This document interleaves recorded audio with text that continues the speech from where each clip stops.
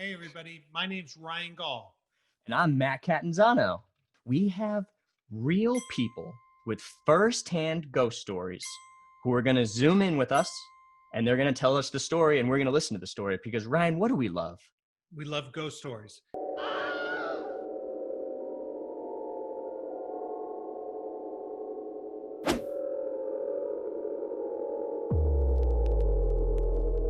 There are certain people that pop up when you ask, like, who has a story? And people pop up and go, like, I got a story. And you're like, yeah, sure. And then there's some people Like, that I don't pop want to up, hear it.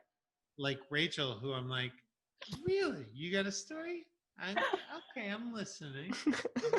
So, Rachel, what I'll ask you is, what's your story? Oh, well, I actually have two stories. If I make them quick, can I tell both? Yeah, if you make them quick, rip through them both.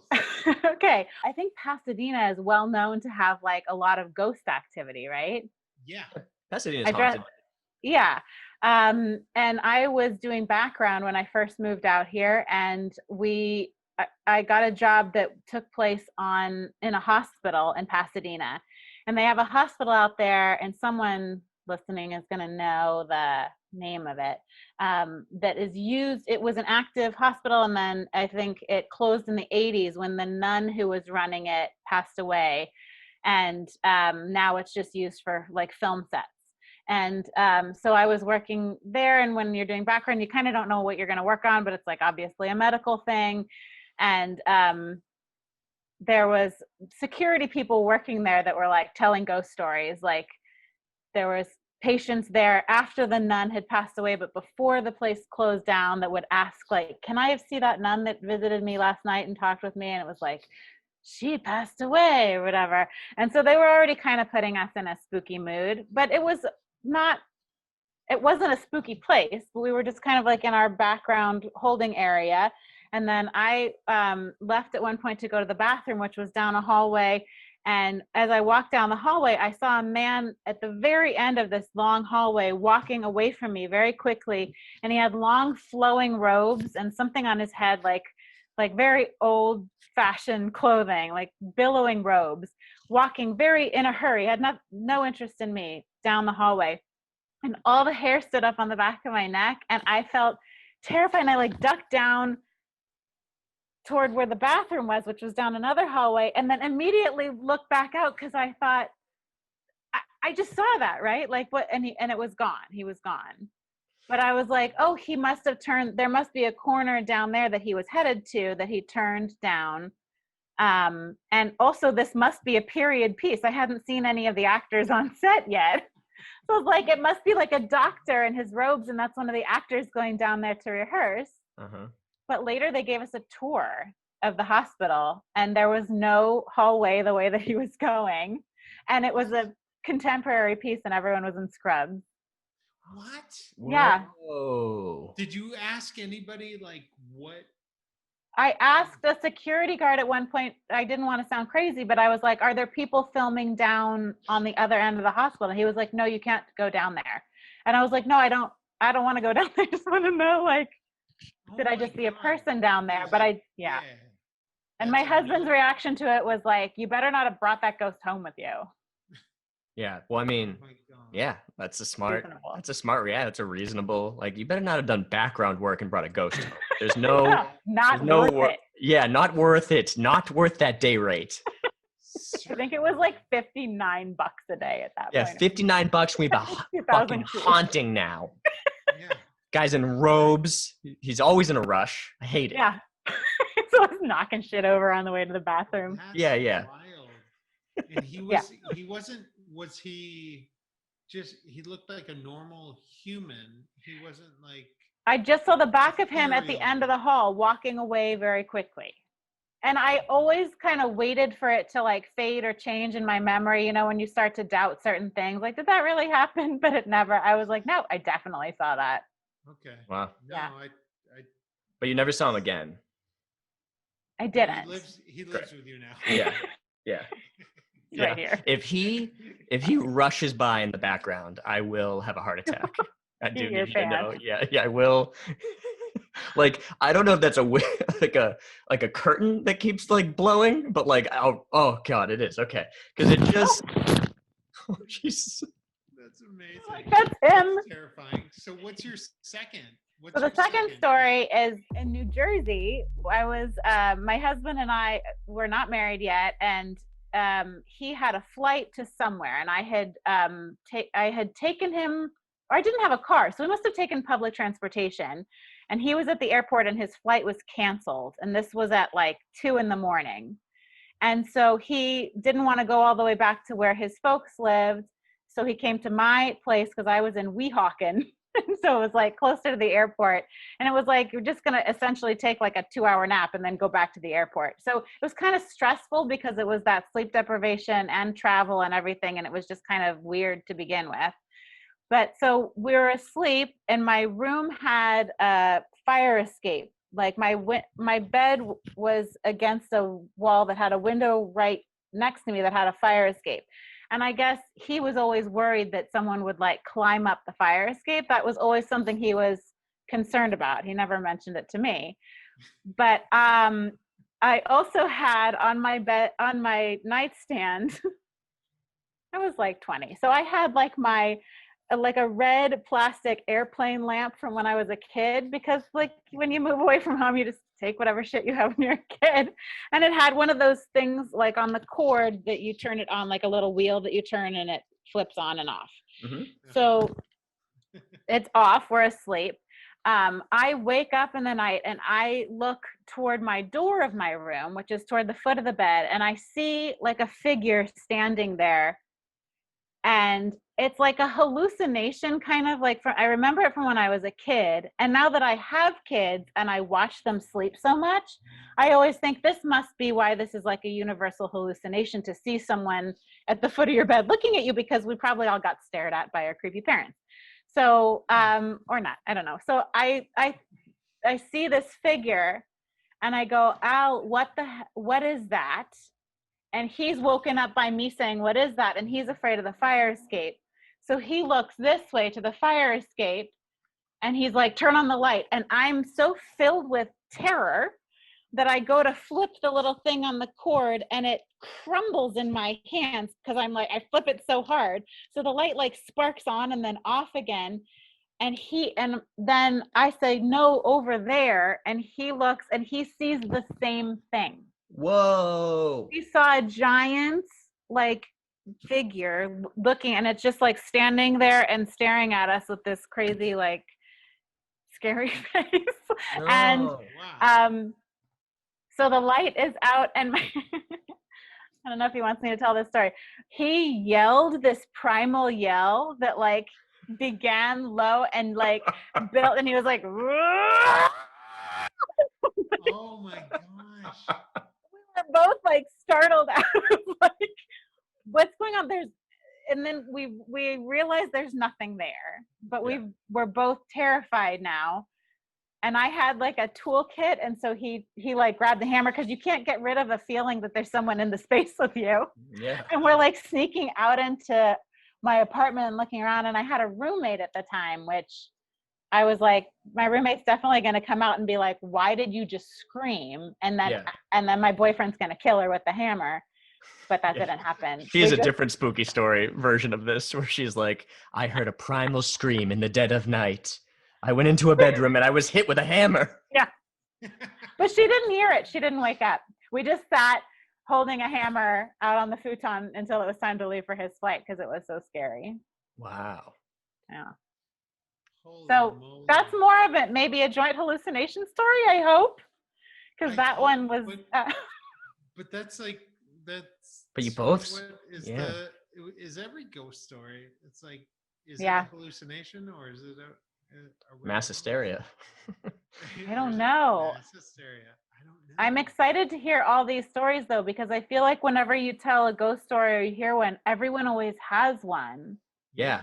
It is a disturbing thing to put it out there, like on social media, and be like, anybody have a ghost story by any chance? And have like 50 people be like, you want one right now? And you're like, oh my God. You're like, no.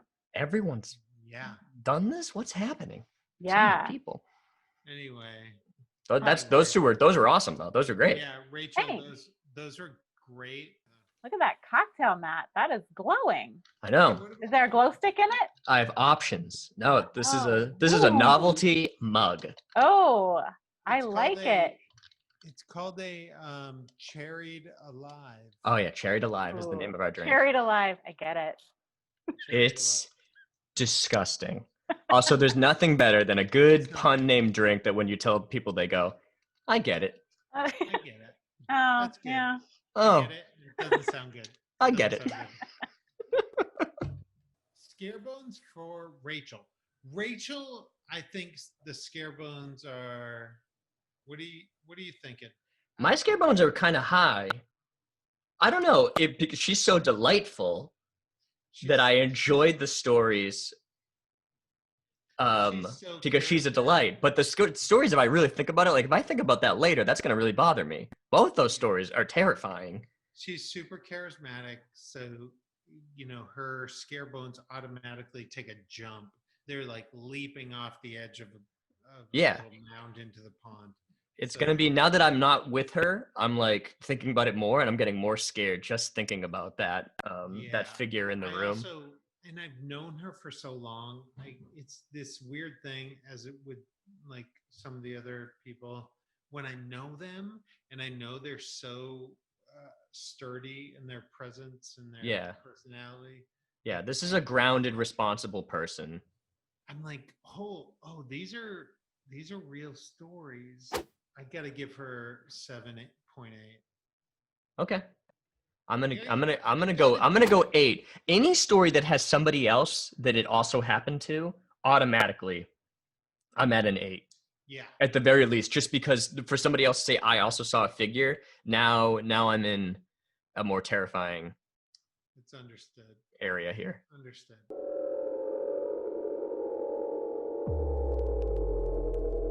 I've got a ghastly one for you guys. Please. I want a ghastly one. Can you end us on a ghastly one? Scariest one you have. I don't know what you've heard tonight, but I do pride myself on having this one ghost story. And I said to Ryan that I didn't believe in ghosts until it happened, and everyone I've told it to now believes in ghosts. Wow. Okay. Oh my God. All right. Oh my God. Let me Okay. dim the lights a little bit. So yeah, when I grew up like in rural Ohio outside of Cleveland, and then we slowly kind of inched our way into the suburbs. So this is the house I grew up from when I was 8 to 16, 17, like the majority of my life. Okay. And it was like kind of creepy. It was like normal looking, but I didn't get a good feeling from like the start that when my parents was like, "Hey, we're moving," I was not excited about it. Yeah.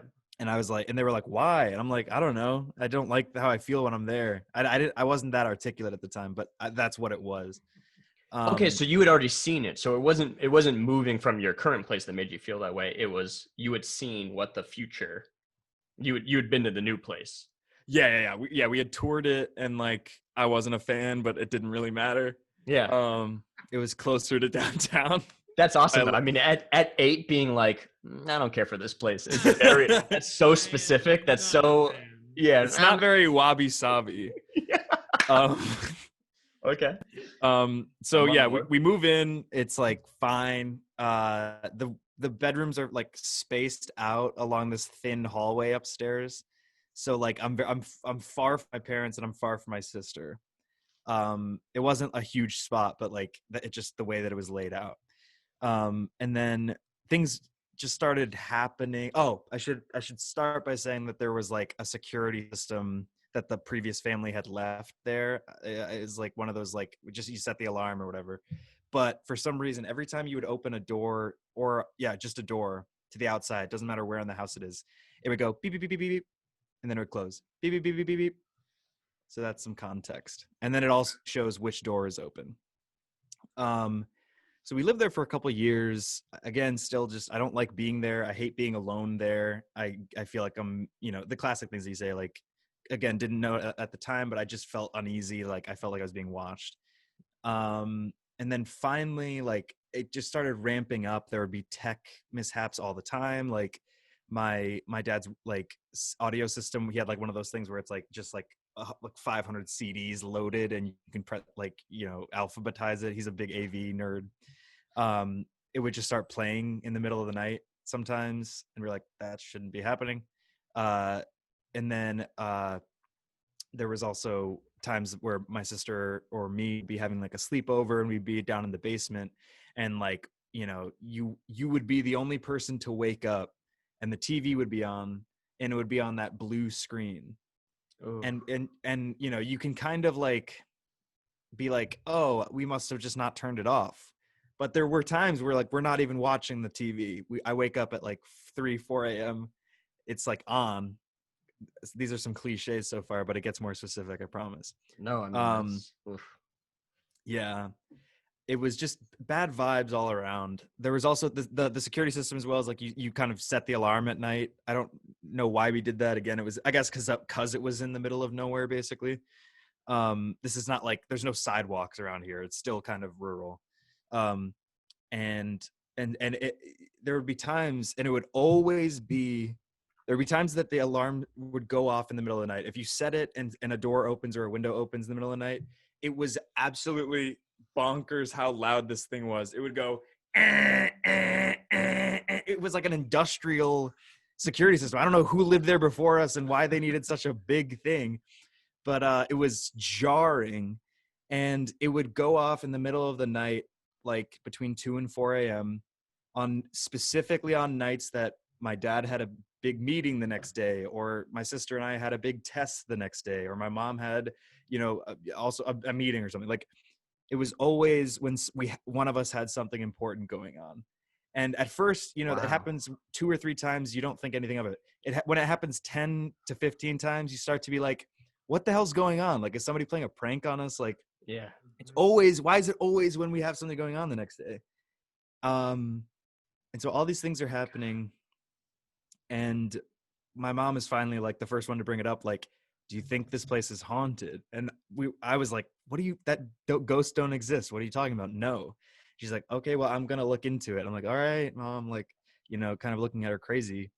And she calls the woman who's the Long Island medium, or no, not Long medium, not Long Island medium, the woman who does ghost hunting, whatever.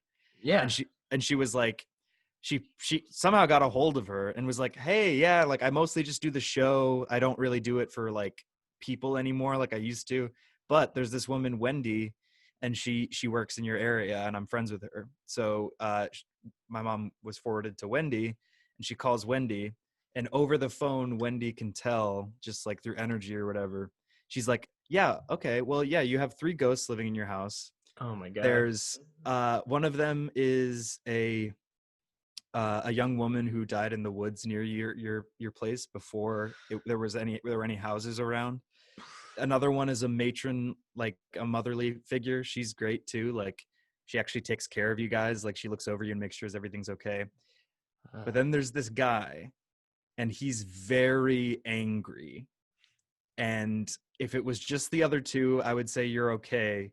But I don't like this guy's energy. He's very negative, and he follows your dad around, or he goes to, like, he's attached to him. He goes with him to work, and he comes back. I don't know how she was able to figure this out over the phone. But my dad's a very intense guy. Like, he's very, like, he's an immigrant and very macho, like, work way too hard, that immigrant mentality and stuff. So he's the guy that a ghost would want to feed on. And she was saying that, like, oh, like, people say ghosts scare you. They really just feed off your energy. And so, like, if you have like a little bit like that releases a lot of energy and stuff. So, like, they feed off that or whatever. And so she's like, yeah, like, I can come help you out. I can come get them out of your house. I'll just have to come and like cleanse the space and put this is where it starts to get a little more crazy. Quince seeds above the doors. And we're like, why quince seeds? And she's like, I forget the exact explanation, but apparently the quince, which is a fruit, and it's somehow a mix between an apple and a pear, has some kind of spiritual effect on ghosts, and they hate it. They like, I still carry a quince seed on my keychain wherever I go. Holy shit, really? Yeah. It's like, it repels them. It makes them really uncomfortable or something. and this is the weird part. She says, and she's like non-religious or denominational, but she says that in folklore and mythology, or in the Bible, like whatever you subscribe to, it wasn't an apple in the Garden of Eden, it was a quince. Wow. And so she shows up. She's normal. Like she kind of has this air about her where you can tell something's going on, but she looks normal. And she has this like black box, and it's like a makeup box, but she has all her like stuff in there. And so she sits down with us at our dining room table, and I'm like freaking out. Oh, you know what? I skipped a step. Sorry. She on the phone when she's scheduling when she's going to come, she's like, yeah, well, also they know that I'm coming. They know that I'm on the phone with you right now. Come on. So, and she's like, don't be surprised if more stuff happens.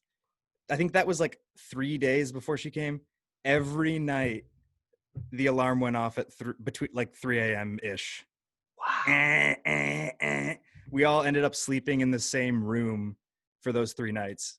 It was crazy. No. Oh my God. And it would happen multiple times. We just stopped setting the alarm because we were like, nobody's coming. Nobody's ever come. Why do we set this thing? So that happened like a night or two, and then you guys were like, everyone get together. Yeah. Like the final night we slept together. It was crazy. And the final night or one of those nights, I don't remember which one, I had a crazy dream where I felt that the guy was so angry at me. It was just this anger. And I was like, he's outside my door. And I like got up, rushed to the door and opened it.